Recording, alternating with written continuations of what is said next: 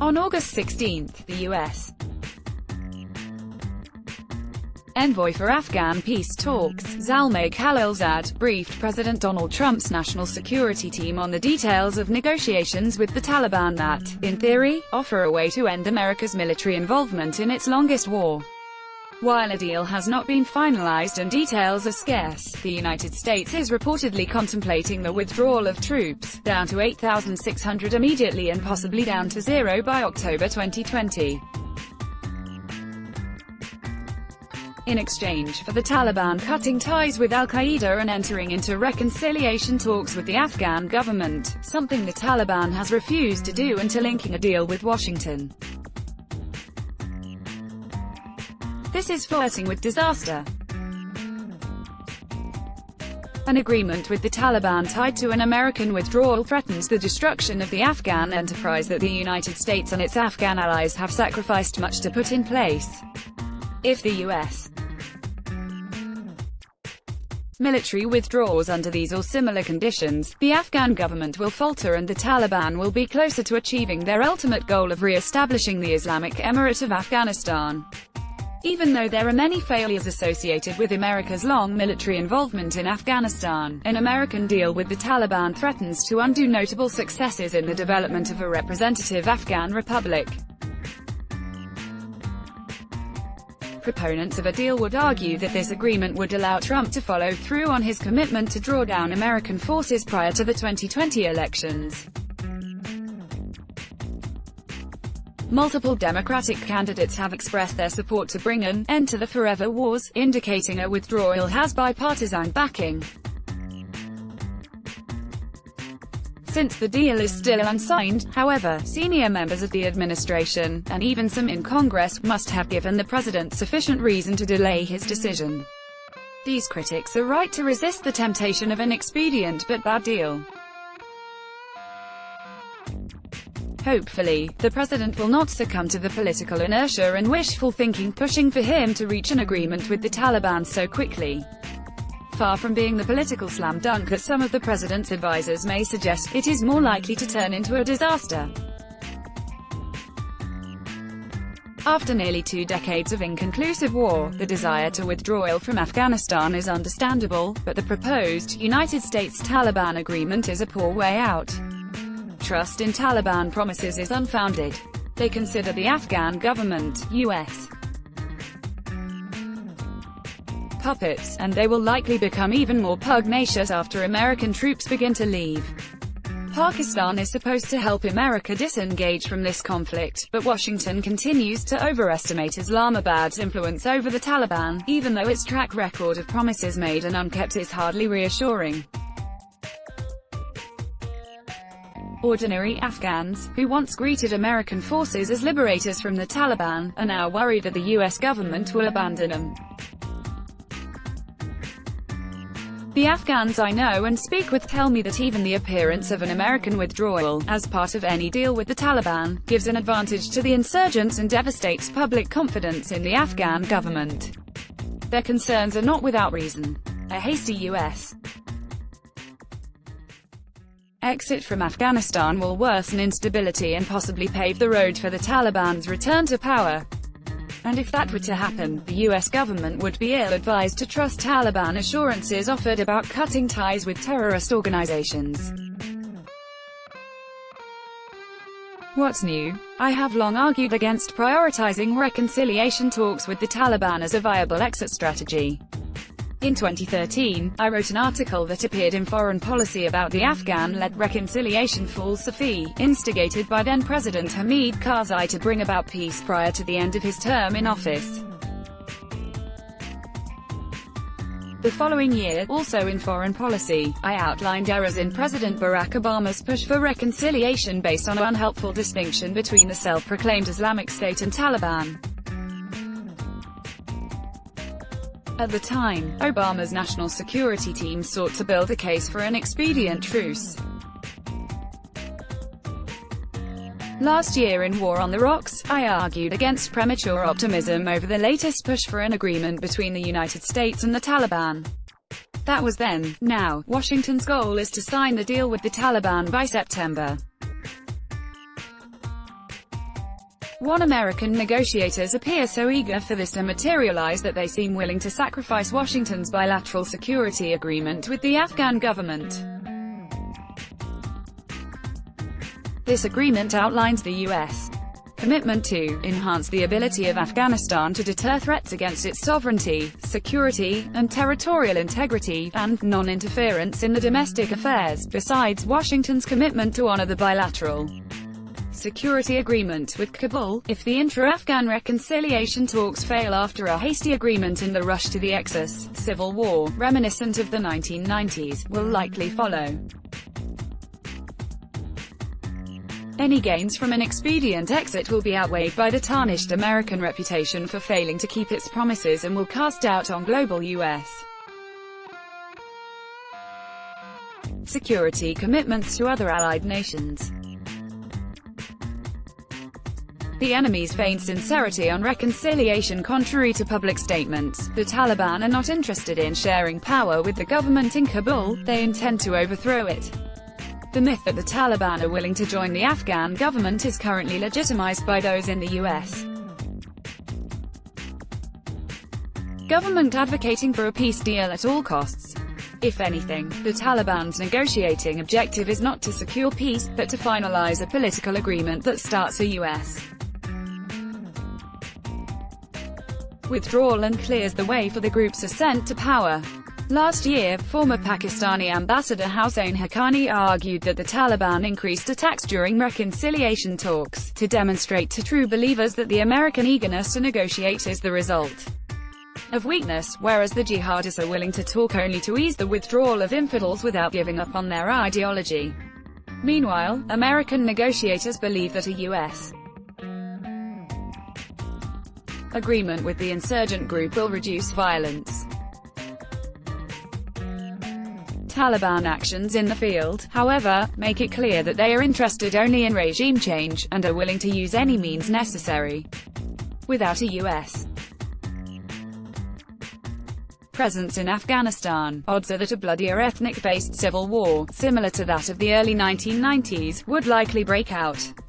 Such a conflict would bolster the need for the Taliban to retain the terrorist groups, including Al-Qaeda, which have provided shock troops to the Taliban since the 1990s.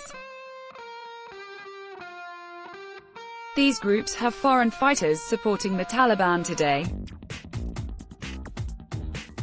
A perceived Taliban victory would even provide the inspiration for fundamentalists to seek refuge in the Islamic Emirate of Afghanistan and emulate its ideology in their own struggle against their governments elsewhere.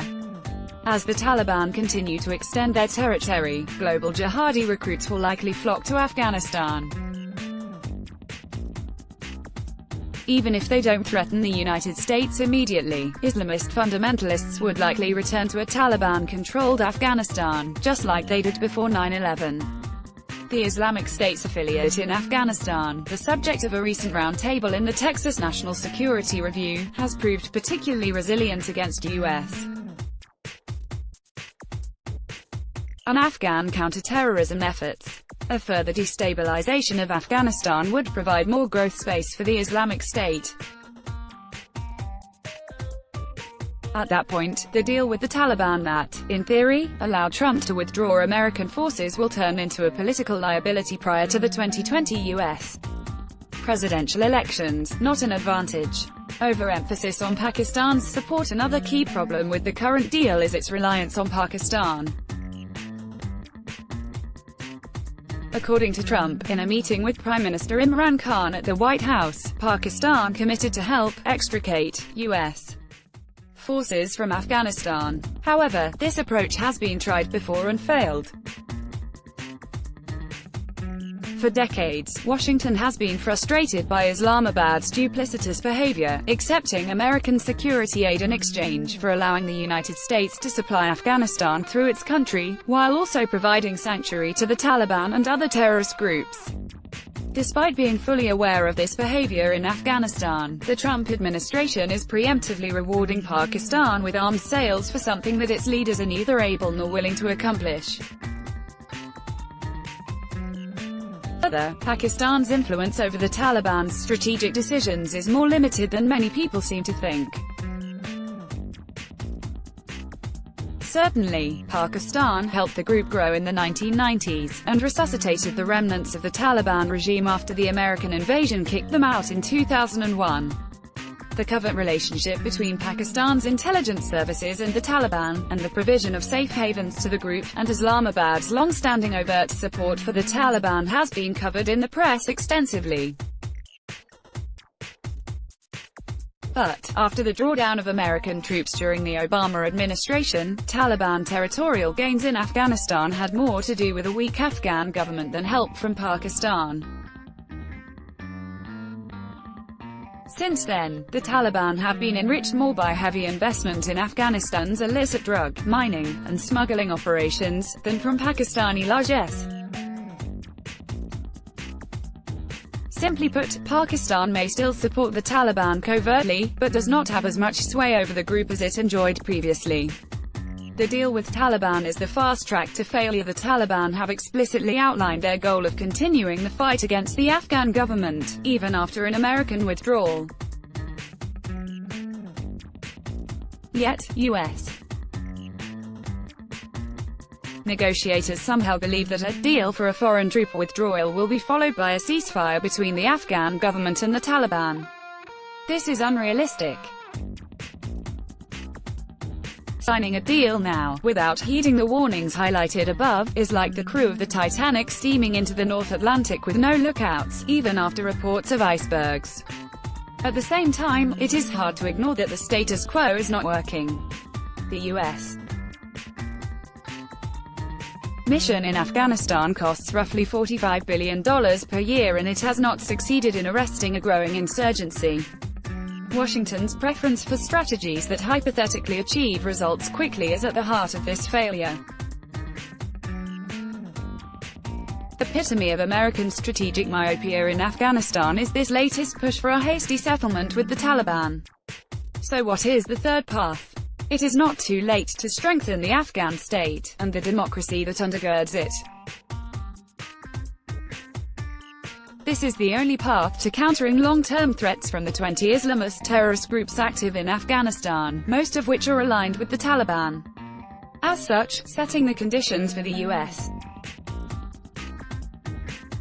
withdrawal must focus on getting more out of the Afghan government, an enterprise that Washington has enormous leverage over as its financial guarantor. This leverage has never been properly exploited in 18 years of war. The U.S. reliance on Pakistan to influence the Taliban in keeping their promises is misplaced, in large part because of Islamabad's limited grip on the group. Moving forward, American diplomats and military advisors should leverage Afghanistan's reliance on financial aid to demand results in the delivery of governance and security sector reform, as well as demonstrative progress in counter-corruption initiatives. U.S. funding for all programs should be monitored and evaluated for effectiveness.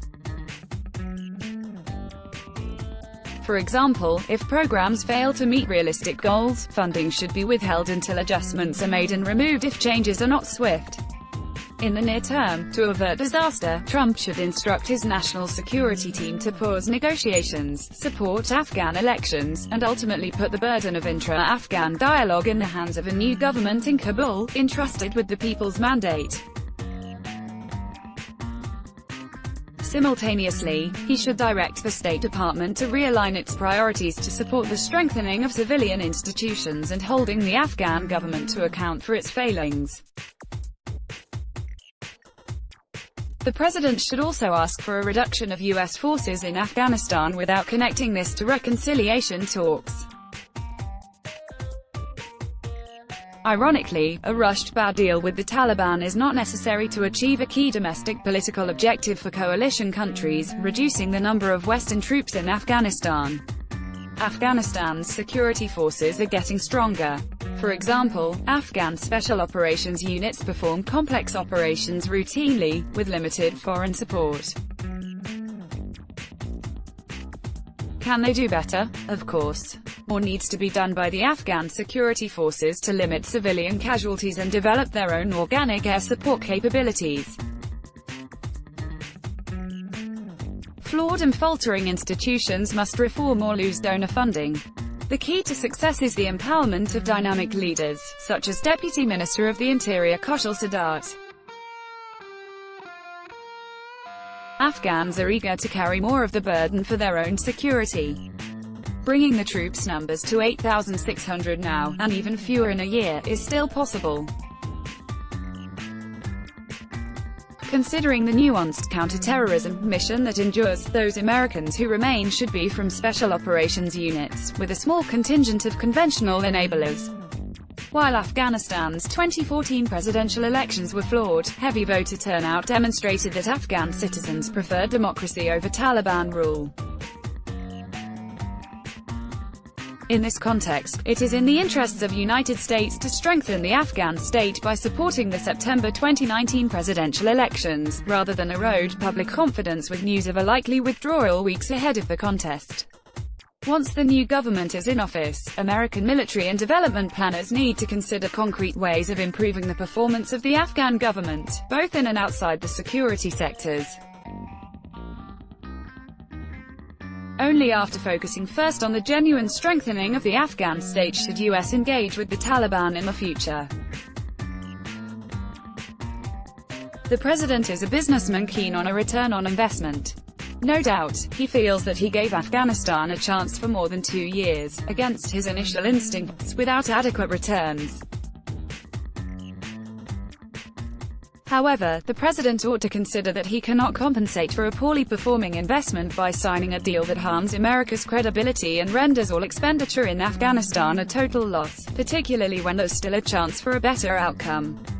The president and the American people might wish that a withdrawal from Afghanistan is just around the corner. But wishful thinking, rather than a comprehensive long-term regional strategy, has been the principal cause of America's failed approach. Ending the forever wars is a great political slogan, but it could backfire in the US presidential elections if Afghanistan descends into chaos. In a recent survey in The Atlantic, 55% of respondents said that they would support the decision if Trump authorized the withdrawal of US troops, and only 23% said that they wouldn't. The same survey, however, reveals that veterans and active duty member support for withdrawal of troops drops significantly if considered under the context of the US cutting a deal and leaving Afghanistan in defeat. Irrespective of any deal with the Taliban, the White House can afford to withdraw a significant portion of US forces in Afghanistan, and make continuing financial support to the Afghan government contingent on demonstrable progress. Such an approach has a greater chance of achieving the president's desire to extricate America from Afghanistan than a flawed deal with the Taliban that, in the end, is doomed to fail. Ioannis Gianni Koskinas is a senior fellow with the International Security Program at New America, where he focuses on foreign policy issues with an emphasis on Afghanistan, Pakistan, Iraq, and the Levant. He is the CEO of the Hoplite Group. Image, U.S. Army. Photo by Sergeant Brandon Ed. Commentary. Let's block ads. Why?